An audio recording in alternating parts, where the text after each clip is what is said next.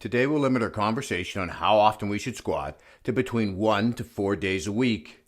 We can squat every day. In my mind, there's only one reason we'd want to do this, and that would be to improve squat efficiency and technique. But there are programs out there designed to rapidly increase your strength that involve squatting every day or nearly daily.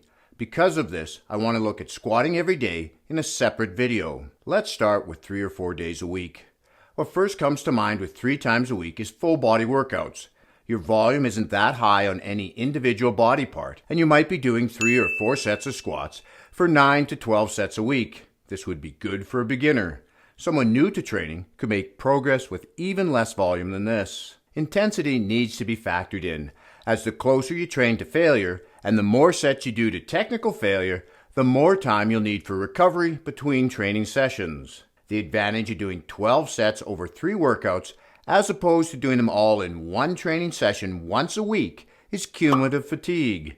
By that 12th set, you're going to be tired out from the previous sets, and you won't be able to lift as heavy as if you had split them up over 3 days, and instead of only 3 minutes rest between each set in one session, you'll have 48 hours rest between sets 4 and 5 and sets 8 and 9. Studies have shown when training volume is matched, training frequency doesn't matter, but what does matter is recovery. You need to allow enough time to recover from your last training session, but there's no advantage to allowing an excessive amount of recovery time between sessions either.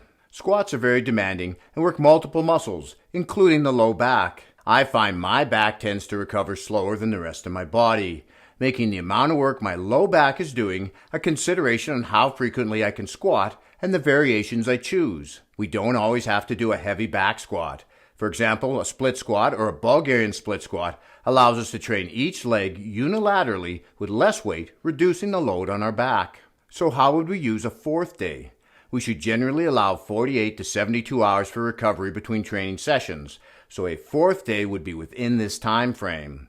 This should be a technique day, where we train light and focus on improving the movement. When lifting heavy, we tend to pick up bad habits. One of mine is, I'll shift my weight slightly over to my stronger leg. Another common mistake is not going low enough. By using light weight or even no weight, you remove the fear of injury, allowing you to focus on the range of motion and really get to know how low you can safely go without compromising your form. A technique day helps us improve the movement pattern without the stress of moving heavy weights. The more frequently we practice squatting, the better we get at it. If I were to train Monday, Wednesday, and Friday, I'd have my technique day on Saturday, so I'll have a full day's rest on Sunday before starting again on Monday. For a beginner, training full body workouts 3 times a week is ultimate, but you can make progress with just twice a week.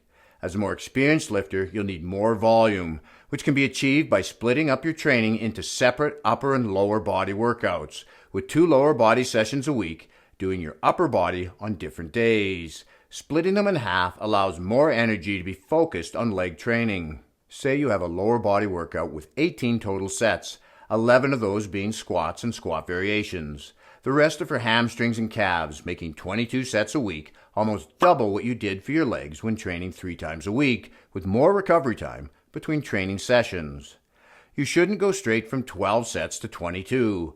To gradually build up to this, you'd add 1 more set to each training session. If you're training 3 times a week with 4 sets of squats, you'd add a 5th one, totaling 15 sets per week. Every time you add a set, your workout gets longer. If you're prioritizing squats by training them first, you'll have less energy for the rest of your workout. At some point, you either have to stop adding sets or reorganize your training sessions, adding another day and moving to an upper-lower body split. If we're going to spend all this time squatting, we'll want to do it right. Watch this video next to find out how deep we need to squat to maximize muscle growth and keep working out while having fun. This is Lawrence from Fit and 50. We'll talk to you again in the next one.